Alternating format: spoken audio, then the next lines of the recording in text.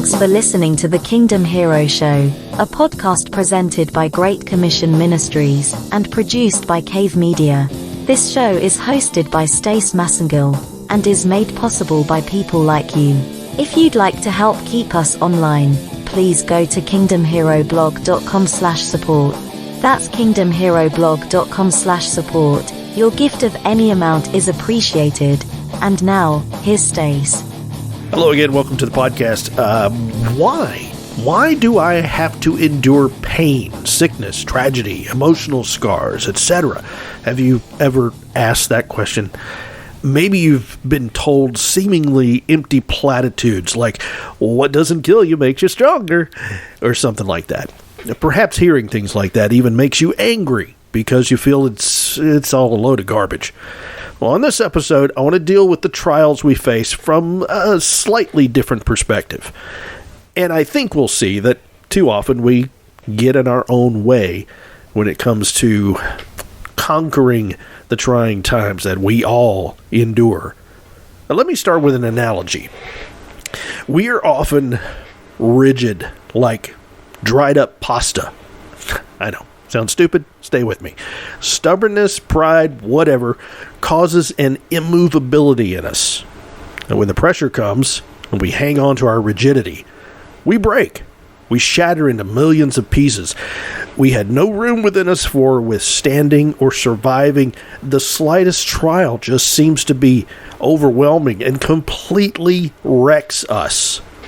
And where does that leave us? Well, in this analogy, just a bunch of scattered and shattered bits of dried up pasta. Nobody likes dry pasta. There's no use for it. It's no good at all. So, how do we avoid this? Well, what do you normally do with dry pasta? You prepare it in boiling water. Now, think about that. If you are this rigid, dry pasta, and you have to go into a pot of boiling hot water for a period of time, that doesn't sound like a very pleasant process, does it? No. But the process, as trying as it may be, doesn't destroy you. What does boiling water do to pasta? It softens it up and makes it usable. If we are willing to endure the preparation process, God will season us and make us into something amazing and beneficial to others.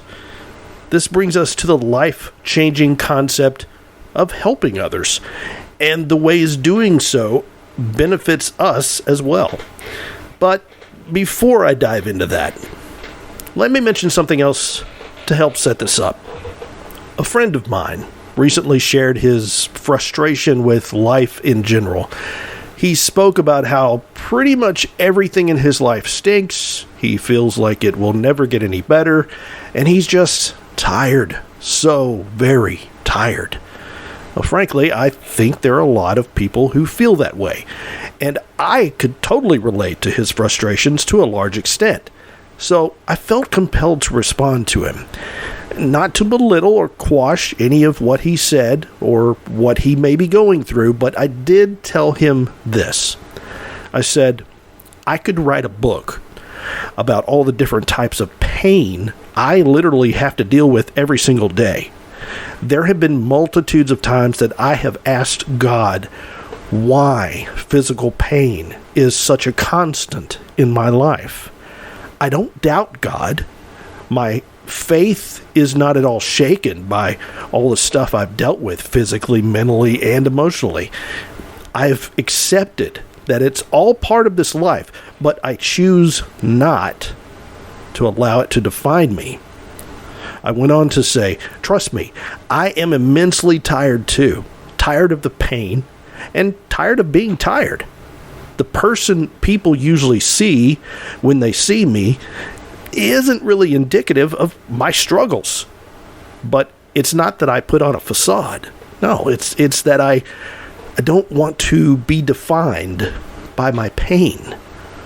I would be a miserable person if I allowed that. And yes, sometimes I am miserable. But only when I'm focused on the plentiful bounty of negative in my life. Now, I finished up by telling him this. it took me a long time to realize that I actually do have a choice in what my outlook is. I'm not merely pretending that things are better than they are, but I'm learning every day that things are actually better than I thought, and I'm learning how to appreciate the multitude of good that exists in my life. And that's tough when the pain is so constant. But I'm quite certain that I'm not alone in these feelings. So, if you, like my friend or myself, are going through struggles, and hey, who isn't? But if you are having a hard time keeping your troubles from defining your life, know first of all that you are by no means alone. While that in itself may not make you feel any better, it's important to realize that we aren't the only ones struggling with seemingly overwhelming issues, because otherwise we tend to keep our focus on ourselves and our troubles. The more we keep this narrow perspective, the more miserable we become. Something at some point has to shake us out of our funk and make us look outside our own little miserable bubble. And what I believe is probably the best way to break ourselves out of that self-focusing misery is, yeah, you got it, shifting our focus onto helping others. See, we came full circle. What better way to get away from what we might think of as the miserable existence of our own troubles than to see how we might be able to improve someone else's life? And in the process, we end up improving our own lives as well. Now, I know someone out there may say, but you just don't understand. You don't know how awful I have it. You can't just tell me to get past it and try to help someone else when you don't know how bad my life is. And I'll grant you part of that. I don't claim to know or understand what all you might be going through, but I can tell you without hesitation that your outlook is your choice. It doesn't matter how bad you have it. Your attitude does not have to be ruled by your circumstances. You choose whether or not to let that happen. I have even known people who seem to be almost addicted to their own misery. Seriously. There are those out there who have been, they've become so consumed by their bad circumstances that they actually purposely choose to wallow in them. Having something to constantly complain about can actually, truly become a drug, or like that. I've seen firsthand how someone like that would turn every little thing into another tragic part of their own pitiful existence. And I have to tell you, it is exhausting to simply be near a person like that. So they end up feeling lonely on top of everything else, thinking no one cares about them. And it just continues to feed their self-absorbed life. The misery is their drug, and they don't seem to want it to ever be taken away. Now, allow me to qualify what I'm calling self-absorbed. I don't mean selfish. Being selfish is something that you pretty much choose to be. But being self-absorbed in the sense that I'm referring to is more of a default position that occurs when we're dealing with a lot of stuff in our lives. Let's face it, it's easy for anyone to become self-absorbed because you can never get away from your own issues. And they may indeed seem overwhelming.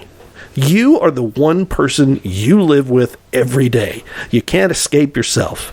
Like the saying goes, no matter where you go, there you are. You don't really choose that. Rather, you have to choose not to be controlled by it. Let me take a moment to tell you about Great Commission Ministries. Beginning in 2011, this ministry was a calling I had to spread the good news of Christ.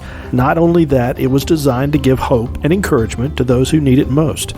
Over the years, GCM has utilized a video web series called The GC, then moved into publishing blogs, and now these podcasts. The goal is still the same, to spread the gospel and provide encouragement, while also shining a biblical light on current events. Would you consider supporting this ministry? You can easily and securely do so through PayPal by going to kingdomheroblog.com/support. That's kingdomheroblog.com/support. Any gift is appreciated and will help GCM to continue being a beacon of truth, salt, and light. Go right now to kingdomheroblog.com/support. That's kingdomheroblog.com/support. Thank you, and God bless you.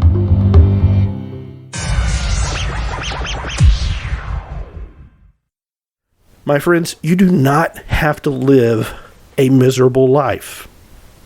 However, you do have to make the choice to live better. You can.